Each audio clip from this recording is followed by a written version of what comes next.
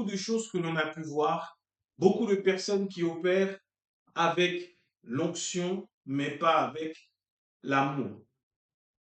Et Paul fait cette distinction entre la loi et la grâce en disant que ceux qui sont sous la loi, ça brille, mais ça ne dure pas. C'est l'onction. Ça ne veut pas dire qu'en Christ, tu n'es plus sous l'onction, mais c'est différent. Le mécanisme de ce qu'on appelle l'onction sous la loi correspond à celui qui est appelé, qui est serviteur, et que Dieu a choisi. Il envoie un prophète, comme on a pu voir avec David, et le prophète va oindre l'appeler, notamment David, c'est ce que le prophète va faire, et l'huile va symboliser l'onction qui va couler sur lui. Et à partir de cette onction-là, David avait et a eu la capacité de faire des exploits pour Dieu. Mais il n'était pas tout le temps dans l'exploit, puisqu'on voit qu'à des moments, David a fait ce qui était mal aux yeux de Dieu. C'est-à-dire que l'onction était, à un moment, elle brille, puis à un moment, ça redescend. Ce qui se passait avec Moïse, lorsqu'il allait dans la présence de Dieu, son visage brillait, mais il mettait un voile pour qu'on ne voit pas quand il ne brillait plus, qu'on ne doute plus de lui. Et Paul dit que ce voile demeure encore à ce jour pour tous ceux qui sont sous la loi. Et beaucoup d'hommes qui veulent parler de Dieu aujourd'hui fonctionnent dans ce principe de l'onction de l'Ancien Testament. Donc ça veut dire qu'il y a des fulgurances, qu'il y a des moments où ça va briller. Donc il y aura des guérisons, il y aura une manifestation de puissance, mais ça ne dure pas. À ton Christ, Jésus lui-même va prendre le livre d'Ésaïe et va dire l'onction du Seigneur est sur moi et elle est là pour annoncer une année de faveur, une bonne nouvelle pour libérer les captifs. Et il va dire que cette parole est accomplie aujourd'hui et tout le monde va le regarder étonné de dire mais waouh, il parle avec une autorité qu'on n'a pas l'habitude d'avoir. Et ça veut dire que désormais en Christ, nous sommes tous loin de l'onction de Jésus-Christ. Pourquoi? Parce qu'il est la tête et que nous sommes le corps. Et que si de l'eau coule sur ta tête, elle va couler sur ton corps et tu vas être entièrement mouillé. Ça veut dire que tu n'opères plus sous une onction qui va être fluctuante, tu n'opères plus sous une onction qui va être à un moment brillante, à un moment ça va redescendre. L'onction est constante puisque Jésus a remporté la victoire et cette victoire, elle est pour toujours. Et tu demeures donc dans la victoire et l'onction qui est sur toi, c'est celle de Christ. Elle perd son efficacité si tu te retires de Christ. Là, tu n'es plus sous cette onction pour opérer, pour agir. Maintenant, là où je veux en venir, c'est que souvent, on a la frustration de ne pas voir, surtout dans le domaine de la guérison et du miraculeux, les choses se faire lorsqu'on prie. Et c'est pour cela qu'il est important de comprendre d'où est venue cette puissance. On a vu il y a quelque temps que car Dieu a tant aimé le monde, qu'il a donné son Fils unique, afin que quiconque croit en lui ne périsse point, mais la vie éternelle. Et on comprend là que c'est l'amour qui a permis de vaincre le diable. David était loin, mais il n'a pas pu vaincre le diable lorsque le diable est venu le tenter pour faire le dénombrement. Élie, Élisée, ils étaient tous loin, mais le diable avait encore de la puissance par rapport à eux. Jésus, rempli du Saint-Esprit, loin et animé d'amour, fait d'amour, entièrement a pu vaincre le diable. Et la puissance de Christ s'est manifestée au moment où, à la croix, il a dit tout est accompli. C'est là sa plus grande victoire. Accomplissant la parole, disant quand je suis faible, c'est alors que je suis fort. Tout le monde voyait un homme qui mourait à la croix humilié, alors que spirituellement, c'est là que Christ, loin, l'envoyé de Dieu, était en train de remporter la victoire sur le diable. Maintenant, pour nous qui sommes enfants de Dieu, si tu veux voir le miraculeux dans ta vie, si tu veux voir le miraculeux se manifester quand tu pries, non pas de manière éphémère, non pas pour un moment, non pas en pensant que waouh, Dieu m'a utilisé là puissamment avec une puissance extraordinaire, mais si tu veux voir de manière constante, de la même manière que Christ le faisait, il te faut prendre conscience de ta nature. En tant qu'enfant de Dieu, ta nature, c'est l'amour. L'amour véritable.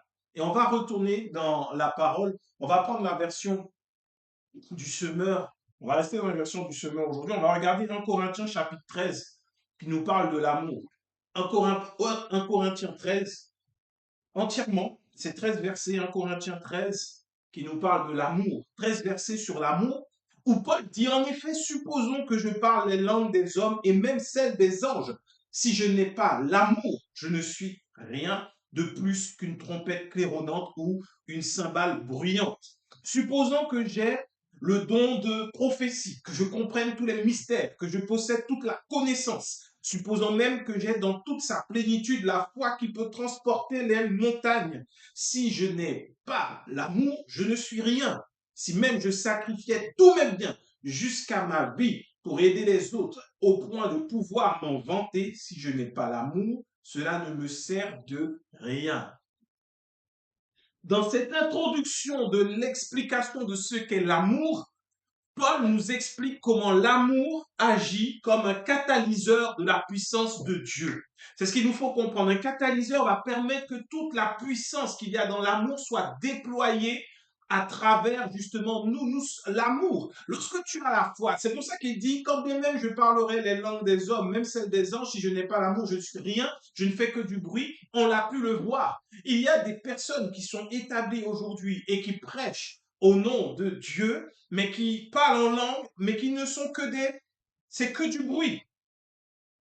Et lorsque toi, tu as un tant soit peu reçu cet amour de Dieu, tu es gêné par ce parler en langue, parce que tu n'entends que du bruit. Et il n'y a pas la manifestation de l'amour, parce que le parler en d'autres langues, lorsqu'il est puissamment rempli de l'amour de Dieu, il agit comme ce qui s'est passé au jour de la Pentecôte. 5000 âmes sont venues à Jésus-Christ. Pourquoi? Parce qu'ils entendaient dans leur propre langue parler des merveilles de Dieu. Pourquoi? Parce que c'était un des cœurs remplis d'amour qui était là et qui avait reçu le don du parler en langue. Le don du parler en langue, c'est effectivement pour nous.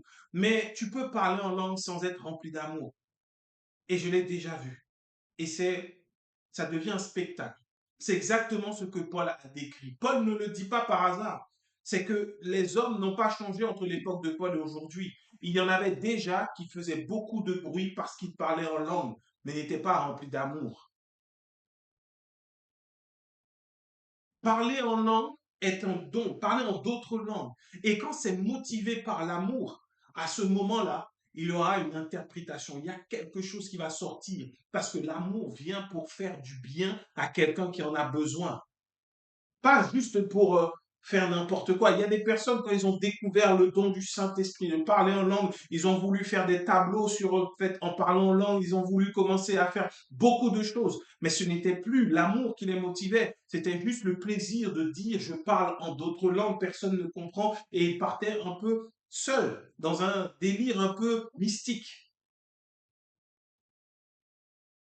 Il est important de comprendre que tout doit être rempli et motivé par l'amour, même quand tu possèdes toute la connaissance et tu rencontres des personnes qui ont une connaissance fine de beaucoup de sujets, une connaissance fine de l'Ancien Testament, pas du Nouveau, de l'Ancien Testament, qui pourront bien t'expliquer à l'origine les choses, comment ça se passe, et te faire un parallèle avec Christ, mais qui n'ont pas saisi l'essence même de la grâce, puisque la grâce de Dieu vient de son amour envers nous. Et donc, tu te dis, waouh, cette personne, elle a une compréhension, elle a une maîtrise, elle connaît la parole de Dieu, mais je ne comprends pas qu'elle ne connaisse pas la grâce de Dieu. Parce que l'amour va devenir, une fois que tu es rempli d'amour, va devenir ce traducteur qui, pour toi, va te permettre de comprendre la parole de Dieu. Même lorsque tu n'as pas d'intelligence académique, même lorsque tu n'as pas fait de haute école, même lorsque tu n'as pas été quelqu'un qui a grandi dans une grande famille pour avoir accès à des connaissances que d'autres n'ont pas, si tu as l'amour, en ouvrant la parole de Dieu, lorsque tu regarderas dedans, tu n'y verras pas une condamnation, tu ne verras pas du rejet, mais tu verras l'amour de Dieu manifesté pour l'humanité à travers Jésus, et c'est ce qu'on appelle la grâce de Dieu. C'est pour ça qu'il ne faut pas être intimidé parce qu'il y a des personnes qui ont de la connaissance de la parole. Tu vas dire, ah non, mais je ne vais pas parler avec elle. Il y a dans les années, au XXe siècle, début du XXe siècle, un homme qui était un homme du peuple. Et c'était aux États-Unis. Aux États-Unis, le fait de devenir pasteur, d'enseigner la parole, tu peux aller à l'université. Tu vas à l'université, après tu sors, tu as un diplôme de pasteur en fait. Et tu as une connaissance fine de la théologie, de beaucoup de connaissances théologiques. Et cet homme, Dieu va l'appeler, va le choisir. Et quand Dieu va le remplir de son esprit, il sera capable d'expliquer la parole et de se tenir devant les plus grands théologiens. Et tous ceux qui les entendaient disaient qu'il n'y avait pas de différence entre eux. Sa connaissance à lui venait directement de l'amour de Dieu et non pas de ce que les hommes lui avaient appris. Et il surpassait même à l'image de Jésus-Christ qui surpassait en intelligence les scribes et les pharisiens déjà qui étonnaient tout le monde alors qu'il n'avait que 12 ans. L'amour est notre essence même. Tu l'as reçu en recevant l'Esprit de Dieu. Tu as reçu cet amour. Tu ne peux pas être intimidé par quelqu'un qui va commencer à te dire que la Bible est divisée en différentes parties, qu'il y a des grands et des petits prophètes, que Moïse a écrit tout le Pentateuque. Tout ça là, c'est que de se faire mousser. L'amour. Jésus n'est pas venu en parlant, en montrant qu'il avait de la connaissance. Il est venu en aimant son prochain. Simplement. Il n'est pas venu pourtant, Jésus-Christ en lui, avec toute la connaissance du monde entier, car il a pu dire aux pharisiens à un moment, j'étais même avant que Moïse ne fût. Jésus a vu, et c'est par lui que le monde a été créé, parce qu'il est la parole de Dieu. Et la Bible nous dit qu'au commencement était la parole était Dieu, Dieu était la parole. Et quand Dieu a voulu créer la terre, il a dit, et c'est sa parole qui a fait. Ça veut dire que Jésus même est à l'origine de la vie, de nous-mêmes, de ce monde. Jésus connaissait tout, mais il n'a jamais parlé comme tel. Il n'est jamais venu comme tel. Et même lorsqu'il pourrait expliquer les choses clairement, il utilisait des paraboles afin que quiconque voit ne voit pas et que celui qui a des oreilles n'entende pas. C'était parce que le moment n'était pas venu de le révéler et qu'il nous donnait cette charge à nous de le révéler. Donc la connaissance sans l'amour, ce n'est rien d'autre. Et même, il parle de la foi qui transporte les montagnes. La foi sans l'amour, ça n'est rien.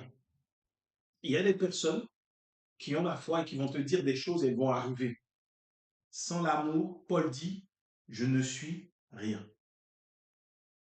C'est rien. Ce qui veut dire que ta foi, là, elle va être multipliée, elle va être puissante par l'amour qui sera en toi. C'est pour ça qu'on se pose des questions, on me dit, mais comment lui, il peut avoir la foi? Il est méchant, il est dur. Et pourtant, c'est quelqu'un qui a la foi. Parce que cet amour, il se manifeste d'une manière particulière. Et on a vu dans le monde, sans même plus parler de l'Église, des personnes qui ont donné tout leur bien pour le bien des autres, sans amour. Qui ont créé des fondations, mais derrière, ça détruit, sans amour. Et il y a des personnes qui vont dire, mais cette fondation m'a fait du bien, j'ai pu manger quand j'étais dans le besoin ou autre, mais il n'y avait pas l'amour. Pourquoi?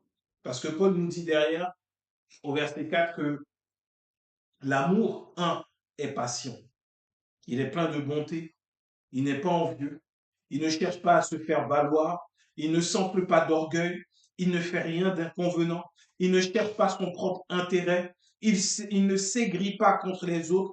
Il ne trame pas le mal, l'injustice, la triste, la vérité le réjouit. En toute occasion, il pardonne, il fait confiance, il espère, il persévère. C'est ça, manifester l'amour et vivre l'amour. Ça veut dire que tu es patient. Ça veut dire que celui qui n'y arrive pas et qui est là dans ton entourage, tu es patient.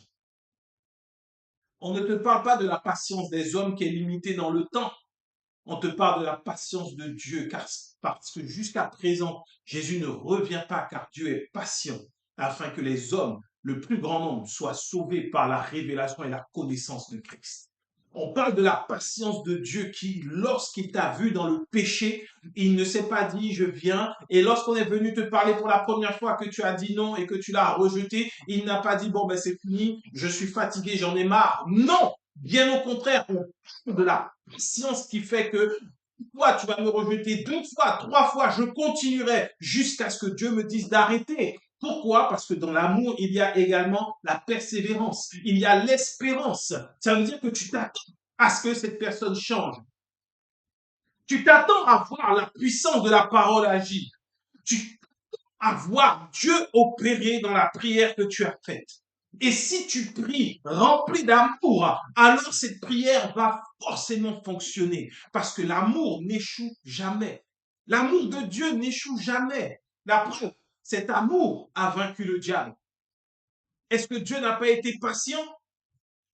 Depuis le commencement, lorsqu'il a créé Adam, jusqu'à la manifestation de Christ, il y a eu des millénaires. Dieu a été patient jusqu'à envoyer son Fils afin que son Fils apporte la solution finale. Par sa vie, les hommes seront sauvés. Et Dieu est encore patient parce que depuis 2000 ans que Christ est mort, il attend encore qu'il y ait des hommes qui viennent pour croire en lui, pour être sauvés, afin qu'ils soient avec lui pour toujours. C'est de cette patience-là dont on parle dans l'amour. Parfois, on est encore impatient. Parfois, on a encore du mal à tolérer des choses. Parfois, on a encore du mal à supporter. On se dit, mais comment est-ce que c'est possible? Mais Dieu m'a pas appelé pour subir. Mais sois patient et rempli d'amour. Quand tu pries ainsi, Dieu se manifeste puissamment. Au verset 8, Paul nous dit que l'amour n'a pas de fin. Les prophéties vont s'arrêter, les langues inconnues prendront fin, la connaissance particulière cessera. Notre connaissance est partielle aujourd'hui et les prophéties également. Et au verset 10, il dit, mais le jour où la perfection apparaîtra, ce qui est partiel cessera. Lorsque j'étais enfant, je parlais comme un enfant, je pensais et raisonnais en enfant. Une fois devenu homme, je me suis défait de ce qui est propre à l'enfant. Aujourd'hui, certes, nous ne voyons que d'une manière indirecte comme dans un miroir, alors nous verrons directement dans le temps présent. Je connais d'une manière partielle, mais alors je connaîtrai comme Dieu me connaît. En somme, trois choses demeurent, la foi, l'espérance et l'amour, mais la plus grande d'entre elles, c'est l'amour. La plus grande d'entre elles, c'est l'amour. La plus grande de ces choses, c'est l'amour. Si tu veux prier et que ta prière soit efficace, c'est l'amour. Et je me suis beaucoup posé la question, mais Seigneur, comment se fait-il que Jésus, lorsqu'il était sur terre, il priait pour les gens et les gens étaient guéris? Parce qu'il y avait d'autres personnes qui priaient et il ne se passait rien. Alors oui, Fils de Dieu, tout pouvoir ayant reçu l'onction. Et après, la pensée m'est venue et m'est montée dans le cœur pour dire, mais en fait, souvent on te dit, si tu n'arrives pas à recevoir une guérison, c'est parce que tu ne crois pas en Dieu. Mais ce raisonnement-là ne tient pas. Pourquoi? Parce que ceux qui ne croient pas en Dieu, y compris pour eux, même lorsqu'ils sont athées, peuvent recevoir des guérisons. Et je me demande, mais comment ils font pour recevoir cette guérison? Ben, ils ne croient pas en toi. Il y a des hommes qui vont dehors et qui disent à quelqu'un qui ne connaît pas Dieu, aujourd'hui, est-ce que tu as mal quelque part? La personne dit oui. Et après ça, il dit, ben, aujourd'hui, Jésus te guérit. Il va, il prie et la personne est guérie instantanément. Est-ce que cette personne continue avec Dieu? Je ne sais pas. On ne sait pas. On voit la guérison. Ça s'est passé dans les rues. Et là, je dis, mais mon Dieu, qu'est-ce qui a fait que ça s'est produit? Il y a une question de foi. Mais toi, si tu veux opérer, si tu veux comprendre comment Jésus le faisait, c'est parce que Jésus aimait profondément tout le monde. C'est tout simplement la puissance de l'amour. Quand il priait et qu'il voyait les gens, il aimait ces personnes-là. Parce qu'il savait qu'il était venu pour donner sa vie pour ces gens-là. Pourquoi Jésus était-il à l'aise avec les prostituées, les voleurs, les menteurs, les rejetés, les parias, les rebuts de la société de l'époque? Parce que Jésus aimait profondément ces gens-là. Quand tu aimes et que tu es rempli d'amour, tu ne regardes pas la condition de la personne en face de toi. Tu ne regardes pas à ce qu'elle fait, ce qu'elle dit, à comment elle mange. Tu ne regardes pas à sa naissance, tu ne regardes pas à sa couleur, tu ne sens même pas son odeur si elle sent mauvais. Quand tu es rempli d'amour, tu peux venir et partager du pain avec celui qui est dans la rue, avec celui que tout le monde rejette, avec celui que tout le monde pointe du doigt. Parce que ce qui te motive, ce n'est pas la personne, ce qu'elle fait, mais c'est l'amour de Dieu qui parle avant tout. Quand c'est l'amour qui parle et que tu vas prier par amour, tu n'as pas besoin de dire j'ai l'onction, tu n'as pas besoin de dire j'ai du feu, tu n'as pas besoin de dire que je vois, tu n'as pas besoin d'avoir une parole de connaissance, mais juste le fait d'aimer ton prochain. va faire que cette prière va opérer. Parce que Dieu est amour. Parce que quand Dieu a voulu sauver les hommes de la mort, il a fait que son fils passe par Gethsémani, par le prétoire, et qu'il soit fouetté, afin que par ses meurtrissures, nous soyons guéris. Cette guérison, elle arrive pour quiconque reçoit avec amour. Celui qui vient et qui te dit, oui, pourquoi tu m'as pas dit que tu avais telle chose? Pourquoi tu m'as pas dit que tu passais par telle épreuve? J'aurais prié pour toi, Dieu aurait fait quelque chose. C'est pas l'amour qui motive. Non, c'est le but, c'est le but. Le but, c'est d'avoir de la renommée. Le but, c'est de dire, ah oui, mais lui, il est venu, il a prié pour moi et ça a changé ma vie. Le but de l'amour, c'est de ne pas s'enfler d'orgueil, de ne pas se faire valoir. Tu vois quelqu'un et tu lui dis maintenant, sois guéri au nom de Jésus. Et quand tu le dis, c'est avec amour. Tu ne le dis pas parce que tu as de l'onction. Tu ne le dis pas parce que tu es puissant, parce que tu as de la connaissance. Mais c'est parce que tu aimes réellement ton prochain et que tu ne veux pas voir ton prochain souffrir, parce que ça te fait mal. La Bible nous dit à plusieurs reprises, Jésus ému de compassion. Jésus ému de compassion. Jésus au-dedans de lui, ses entrailles bouillaient. Il n'était pas bien lorsqu'il voyait des gens qui souffraient. Ça lui faisait mal. Est-ce que tu as cet amour qui aujourd'hui fait que lorsque ton prochain souffre, tu es prêt à pleurer devant Dieu juste pour ton prochain? Et ton prochain n'est pas forcément un membre de ta famille, mais c'est juste ton prochain, quelqu'un que tu vois en face de toi, que tu n'as peut-être jamais rencontré. Tu la vois et tu es rempli d'amour. Et sans même avoir besoin de parler, des fois, tu dis, Seigneur, juste change sa vie. Juste change sa vie. Et le Seigneur lui-même opère, parce que l'amour a été envoyé. L'amour est tellement humble qu'il ne fait pas les choses pour être connu, pour qu'elles soient sues de tout le monde. L'amour vient et touche. Alors, avant de prier pour quelqu'un, assure-toi de l'aimer.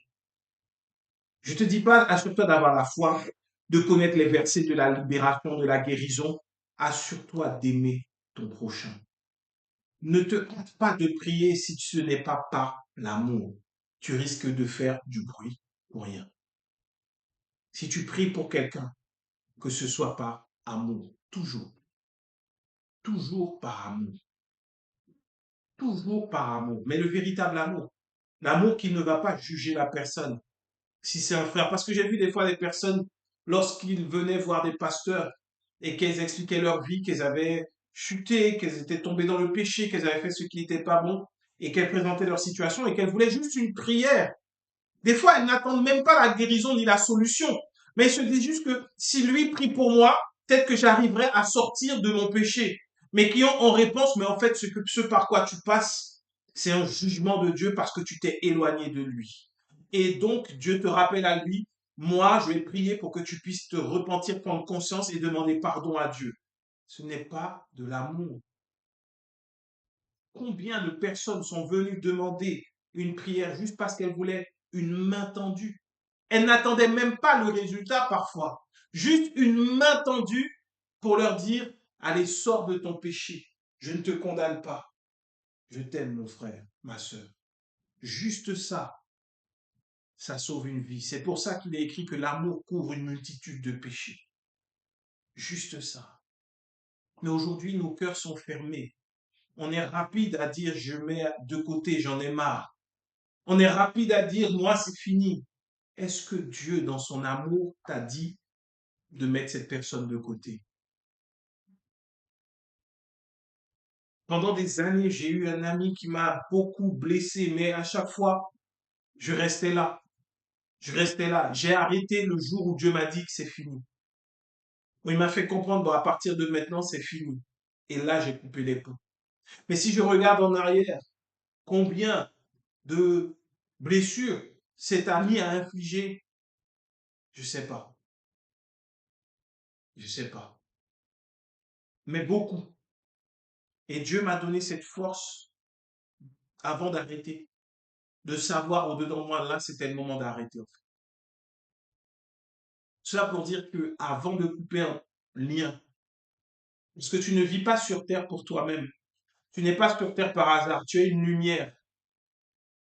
Et avant d'arrêter de couper un lien, assure-toi que ce soit en accord avec la volonté de Dieu. Si c'est pas en accord avec la volonté de Dieu, tu as peut-être coupé un lien qui pouvait permettre à quelqu'un de sortir des ténèbres.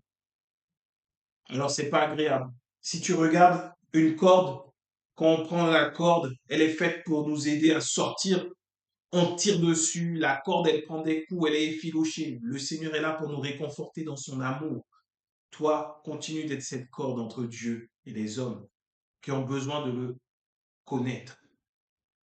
Avant de faire le tri dans tes contacts, assure-toi que ce soit de Dieu. Avant, assure-toi que ça vienne de lui. Parce que l'amour est l'arme la plus puissante au monde. Elle est capable de détruire les œuvres du malin dans la vie de quelqu'un. Et quand toi, tu es rempli du véritable amour, tu deviens donc une arme entre les mains de Dieu. Une arme capable de faire que beaucoup soient libérés de l'emprise du diable. Mais ne regarde pas l'apparence, ne regarde pas ce qu'elles vont te dire. Regarde plutôt à Jésus-Christ, ce qu'il a fait. Et avant de terminer, on va regarder 1 Jean chapitre 3. Toujours dans la version du semeur, on reste dans 1 Jean chapitre 3. Normalement, je voulais lire tout le chapitre. Je ne sais pas si j'aurai le temps. Mais 1 Jean chapitre 3 est très important aussi. Il nous dit au verset 1er, voyez combien le Père nous a aimés pour que nous puissions être appelés enfants de Dieu, et nous le sommes. Voici pourquoi le monde ne reconnaît pas qui nous sommes. C'est qu'il n'a pas connu le Christ. Bonne nouvelle, le monde ne sait pas que tu es enfant de Dieu. Donc il va te traiter comme un être humain. Toi, tu sais que tu es enfant de Dieu. Et ça, c'est l'amour de Dieu. Parce que nous sommes aujourd'hui appelés enfants de Dieu. Et il dit, mes chers amis, au verset 2, dès à présent, nous sommes enfants de Dieu, et ce que nous serons un jour n'a pas encore été rendu manifeste. Nous savons que lorsque le Christ paraîtra, nous serons semblables à lui, car nous le verrons tel qu'il est. Tous ceux qui fondent sur le Christ une telle espérance seront eux-mêmes purs, tout comme le Christ est pur. Tu veux être pur, que ton espérance soit sur le Christ et sur le fait que lorsqu'il reviendra, nous le verrons tel qu'il est et tel qu'il sera, nous serons également, parce que nous sommes enfant de Dieu, tout comme lui. Et si ton espérance se fonde dessus, alors tu es pur. Et au verset 4, Jean dit, celui qui commet le péché viole la loi de Dieu, car le péché, par définition, c'est la violation de cette loi. Or, vous le savez, Jésus est apparu pour ôter les péchés et il n'y a pas de péché en lui. Par conséquent, celui qui demeure uni à lui ne pêche pas et celui qui pêche ne l'a jamais vu et ne l'a jamais connu. Mes enfants, que personne ne vous trompe sur ce point.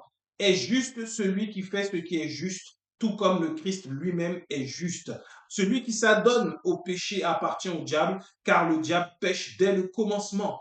Or, le Fils de Dieu est précisément apparu pour détruire les œuvres du diable. Celui qui est né de Dieu ne s'adonne pas au péché, car la vie qui vient de Dieu a été implantée en lui et demeure en lui. Il ne peut pas continuer à pécher puisqu'il est né de Dieu. C'est ainsi que se manifeste la différence entre les enfants de Dieu et les enfants du diable. Celui qui ne fait pas ce qui est juste n'appartient pas à Dieu, pas plus que celui qui n'aime pas son frère. En effet, voici le message que vous avez entendu dès le commencement.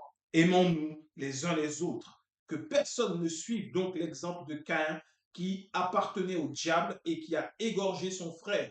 Et pourquoi l'a-t-il égorgé? Parce que sa façon d'agir était mauvaise, alors que celle de son frère était juste.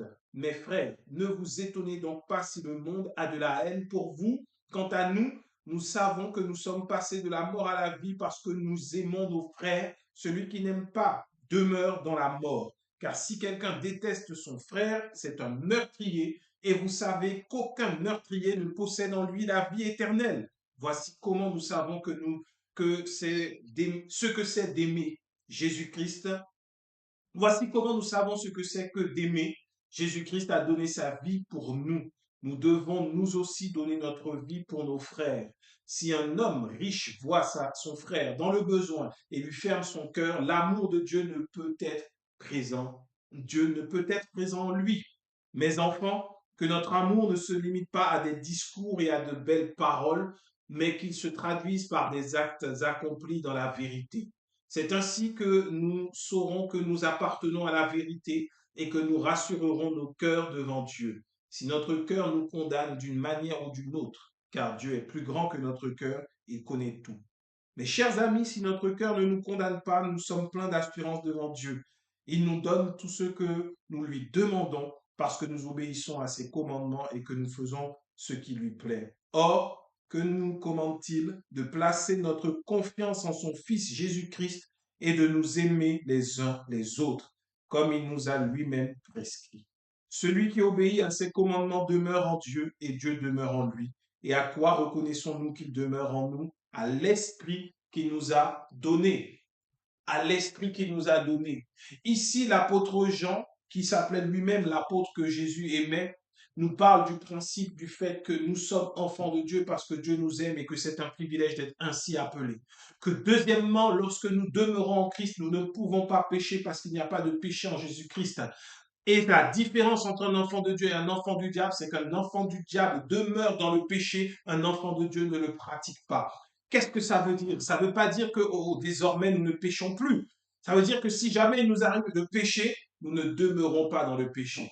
S'il nous arrive encore de pécher, nous ne demeurons pas dans ce péché parce que Christ lui-même nous empêche de demeurer dans le péché. Et nous continuons de vivre. Et que si nous nous appuyons sur la vérité, notre foi, notre amour ne consistera pas seulement à des paroles, mais à des actes.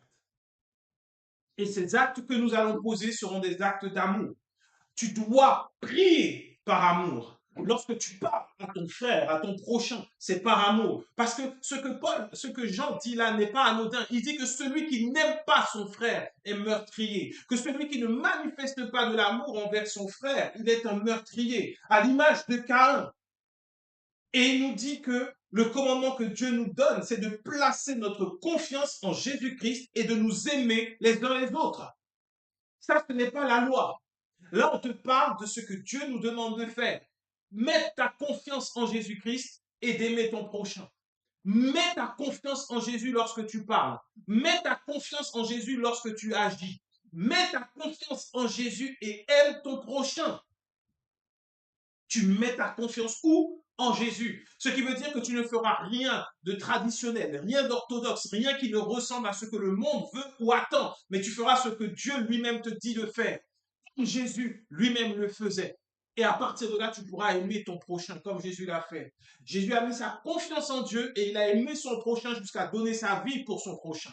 Et c'est ça, c'est là le secret de la véritable puissance en Christ. Beaucoup te disent, il te faut faire des onctions, il te faut faire des alliances, il te faut aller voir les anciens, il te faut aller faire des offrandes, etc., etc. Ton prochain et mets ta confiance en Jésus-Christ. Mettre ta confiance en Jésus-Christ, c'est appuyer sur la parole, parce que Christ est la parole faite chair. Avoir une relation avec Christ, le connaître, le désirer, avoir Jésus-Christ comme son époux, ça, c'est mettre sa confiance en Jésus. Et ensuite, aimer ton prochain, là, c'est la manière dont tu vas vivre sur terre avec tes prochains. Aimer ton prochain, ça ne veut pas dire aimer comme ce qu'on voit à la télé. Il y a une chose qui est importante, c'est que le monde a donné sa définition de l'amour. Le monde a montré sa définition de l'amour. Le monde a expliqué comment aimer et ce qu'il y avait dans le fait d'aimer, mais ne s'est pas appuyé sur l'amour pour pouvoir parler d'amour. Et ne s'est pas appuyé sur Christ. Tu vois? Et c'est ce qui fait beaucoup de mal aux êtres humains qui soupirent après de l'amour. J'étais étonné lorsque j'ai vu que dans les médias, il y avait énormément de personnes, de femmes notamment, qui écrivaient à des hommes coupables de meurtre et qui tombaient amoureuses de ces hommes-là. L'amour, on ne plaisante pas avec.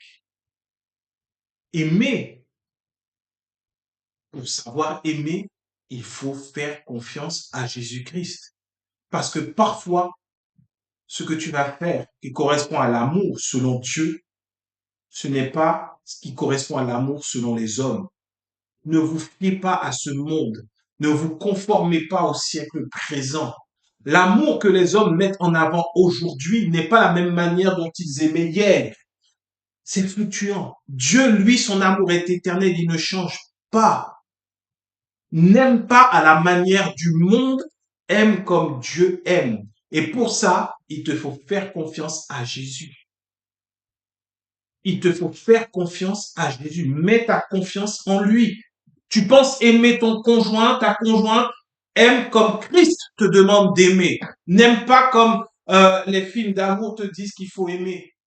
Aime comme Christ le demande, sinon ton mariage ne tiendra pas. Tu penses aimer tes enfants, aime comme Dieu te demande de les aimer, sinon il y aura des conflits et des difficultés. Tu penses aimer ton prochain, aime-le comme Christ te demande de le faire. Tu vas me dire, oui, mais je ne sais pas, je n'ai pas compris. C'est simple, sois patient. Corinthiens 13 te permet de comprendre. Tu as la définition dans la parole.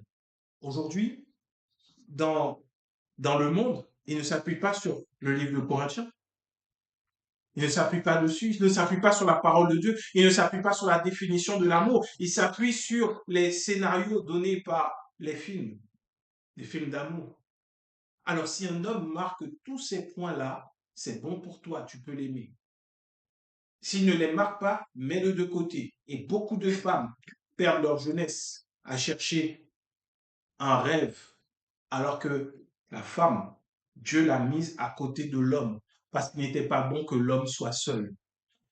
Et il n'est pas bon que l'homme soit seul. Et Dieu met une femme à côté d'un homme pour que cet homme ne soit plus seul et qu'il puisse ressentir de l'amour et donner de l'amour en retour. À chaque mariage, il y a une recette de l'amour que Dieu a prévue pour chacun des mariages. C'est pas un livre, c'est pas un philosophe, c'est pas un psychologue. C'est l'Esprit de Dieu lui-même qui doit te conduire dans le mariage, dans l'amour.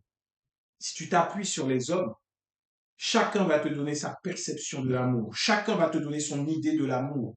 Parce qu'il aura eu son propre vécu, parce qu'il aura eu sa propre histoire. Mais ta vie n'appartient pas aux hommes, elle appartient à Christ. Alors fais-lui confiance. Tu vois, il te dit bien que ton cœur, si ton cœur ne te condamne pas, alors tu es avec assurance devant Dieu. Si dans ce que tu fais, ton cœur là, il ne te condamne pas, sois tranquille devant Dieu. Parce que l'amour, c'est important. Je vais reprendre ce passage sur le cœur. Il dit, si notre cœur ne nous condamne pas, c'est au verset, on reprend au verset 20, il dit, si notre cœur nous condamne d'une manière ou d'une autre, car Dieu est plus grand que notre cœur, il connaît tout. Donc ça repart au verset 18 où il dit, mes enfants, que notre amour ne se limite pas à des discours et à de belles paroles, mais qu'il se traduise par des actes accomplis dans la vérité. C'est ainsi que nous saurons que nous appartenons à la vérité et nous rassurerons notre cœur devant Dieu. Tu vois, quand tu poses des actes accomplis dans la vérité, non pas accomplis dans ce qui fait plaisir aux autres. Quand tu poses un acte accompli dans la vérité, alors tu sauras que tu appartiens à la vérité et tu rassureras ton cœur devant Dieu. Ça veut dire que au moment de poser un acte qui s'appuie sur la vérité, ton cœur peut te faire douter. Ne te fie pas à ton cœur. Tu vois, il dit, nous allons rassurer nos cœurs devant Dieu lorsque nous posons un acte qui s'appuie sur la vérité. Et s'il nous condamne d'une manière ou d'une autre, alors, car Dieu est plus grand que notre cœur, il connaît tout. Des fois, tu vas poser un acte selon la vérité. Et dans ton cœur, tu vas dire, ah, je ne sais pas, peut-être que j'ai blessé la personne en face de moi, peut-être que j'ai mal fait, peut-être que je n'aurais pas dû lui dire ça, mais tu as agi selon la vérité. Donc, peut essayer de te condamner, mais Dieu est au-dessus de ton cœur. Tu comprends bien? Tu comprends bien que Dieu est au-dessus de tes sentiments et de tes émotions. Et que quand dans la vérité, la personne, l'homme qui vient devant toi te faire la cour, ou la personne que tu vois, ton cœur te dit non, mais non, cette personne ne correspond pas à un bon chrétien vivant sur la terre. Dieu est au-dessus. Si tu as cet acte qui s'appuie sur la vérité, Dieu est au-dessus. Et il dit au verset 21, mes chers amis, si notre cœur ne nous condamne pas, nous sommes pleins d'assurance devant Dieu. Quand Dieu est au-dessus de tout et que tu marches dans la vérité, ton cœur ne peut pas te condamner. Tu ne peux pas être condamné, tu ne peux pas sentir de culpabilité lorsque tu marches dans la vérité avec amour vis-à-vis de ton prochain. Parfois, l'amour est ce que les hommes appellent de la dureté. Alors maintenant, lui, il est trop méchant, il est trop dur, mais quand tu dis la vérité aux gens, même quand tu le dis avec amour, il y en a qui sont blessés. Et ils vont dire, non, lui, là, il est trop mauvais. Et elle est méchante quand elle nous parle. Parce que les hommes veulent l'amour du monde. Cet amour du monde te dit toujours ce que tu as envie d'entendre et te fait du bien. L'amour de Dieu, il te sauve. Et il ne te dit pas ce que tu as envie d'entendre, il te dit ce qui peut sauver ton âme. Parce que souviens-toi, quand toi tu étais loin dans le péché, Dieu ne t'a pas dit ce que tu voulais entendre, il t'a dit ce qui pouvait sauver ton âme. Et c'est à partir de là que l'amour a pu pénétrer dans ton cœur et que tu t'es rendu compte que c'est Dieu qui t'aimait. Personne d'autre. Quelqu'un qui t'aime réellement marchera selon la vérité. À l'image de Paul, qui a dit à Pierre, tu ne marches pas droit selon la vérité lorsque Pierre agissait avec hypocrisie. C'était parce que Paul aimait Pierre. C'était pas parce que Paul se sentait au-dessus de Pierre, mais c'est parce qu'il l'aimait. On doit pouvoir parler à notre prochain parce qu'on les aime, à nos prochains parce qu'on les aime. Et souvent dans l'Église, on a du mal parce qu'on sent comme si notre cœur nous condamnait quand on doit parler à quelqu'un et lui dire les choses qui s'appuient sur la vérité. Si on s'aime réellement, on parlera en s'appuyant, en faisant confiance à Christ. Alors, nous serons pleins d'assurance devant Dieu, capables de parler. Aujourd'hui, lorsque tu agis sur terre, que tout ce que tu fais, ce que tu dis, soit rempli de l'amour véritable. Et demande dans tes prières à Dieu de t'enseigner chaque jour l'amour véritable et de détruire dans ta pensée l'image même de l'amour selon le monde, afin que les mêmes sentiments que ceux qui étaient en Christ soient dans nos cœurs, soient en nous, et que nous puissions nous aimer les uns les autres comme Dieu lui-même nous a aimés. Amen.